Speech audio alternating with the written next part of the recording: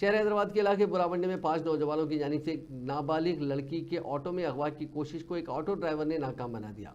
उस auto driver की मुख्तलिफ गोशों से सताइश की जा रही है। पुलिस ने कहा कि 5 नौजवानों ने मुबैना तौर पर एक नाबालिग लड़की के साथ बदसलूकी की और उसे अगवा करने की कोशिश की, जिनको हिरासत में ले लिया गया है। पुलिस के मुताबिक तकरीबन 17 साल की एक लड़की अपने साथियों के साथ बुरावंडा पहुंचने के लिए माधापुर में एक शेयरिंग ऑटो में सवार हुई। रास्ते में 2 नौजवान गाड़ी में सवार हुए और उनमें से एक लड़की के पास बैठ गया। नौजवान ने लड़की के साथ बदतमीजी शुरू कर दी और लड़की के दोस्त पर हमला कर दिया। उसे देखते ही ऑटो ड्राइवर ने दोनों मुलजिमीन को ऑटो से बाहर निकाल दिया। ताहम दोनों ने अपने 3 दीगर दोस्तों के साथ जो बाइक पर ऑटो के पीछे आ रहे थे ड्राइवर पर हमला करने की कोशिश की। ड्राइवर लड़की को लेकर वहां से फौरी चला गया। उसने बुरावंडा पहुंचकर लड़की को उसके घर छोड़ दिया। 5 नौजवानों के ग्रुप ने ऑटो का पीछा किया और वहां पहुंचकर लड़की को अगवा करने की कोशिश की।